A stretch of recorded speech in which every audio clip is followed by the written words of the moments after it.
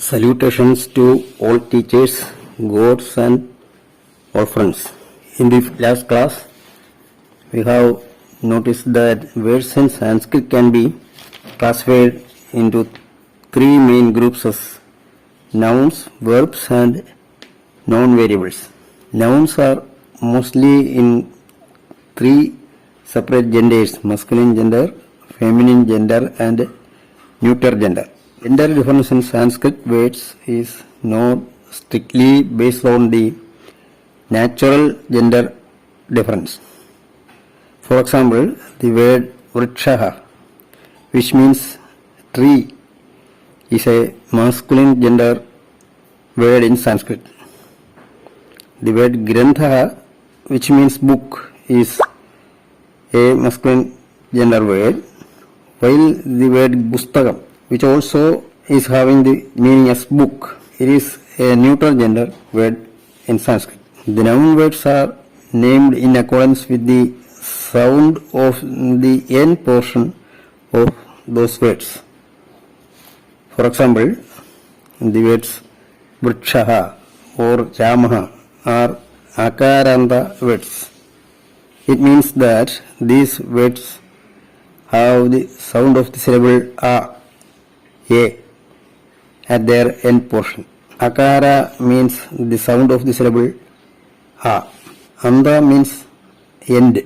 So, vrikshaha, ramaha, krishnaha, adhyapakaha, govindaha, keshavaha, granthaha, etc. are akaranta words. Similarly, the words kavihi, harihi, patihi, etc. are ikaranta words, having the sound of the syllable e at the end portion of those words. Similarly, the term pious, manas, vedas, etc. are sakaranta words because the sound s, the sound of s, is there at the end portion of those words. We have noticed the presence of a new syllable with a new symbol at the end of those words, vriksha, rama, etc., represented by two dots or two small circles.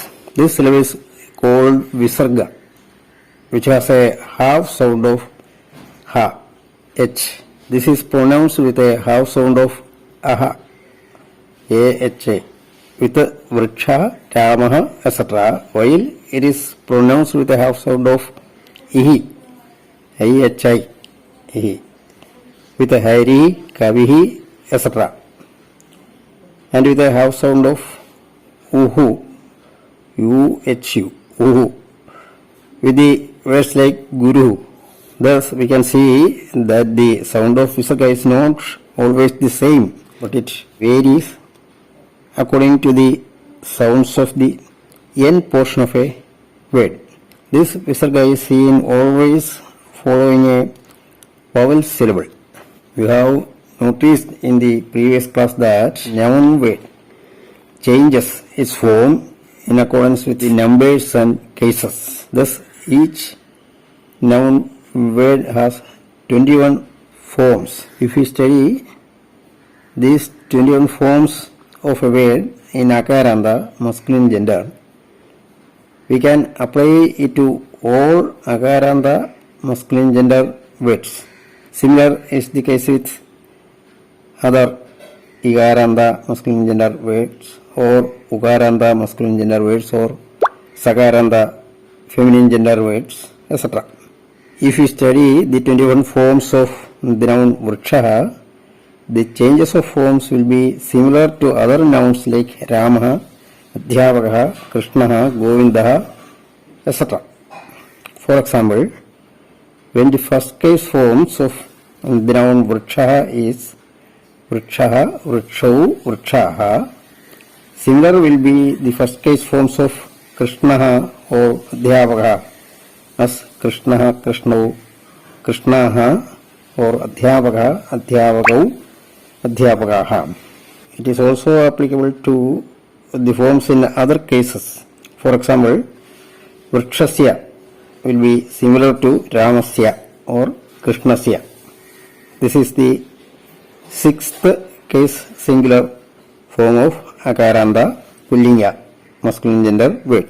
So we need to study these different 21 forms of only one word in a particular ending, anda, and in a particular gender, because it will represent the forms of all other words in that particular ending, in that particular gender, by to see in the next class.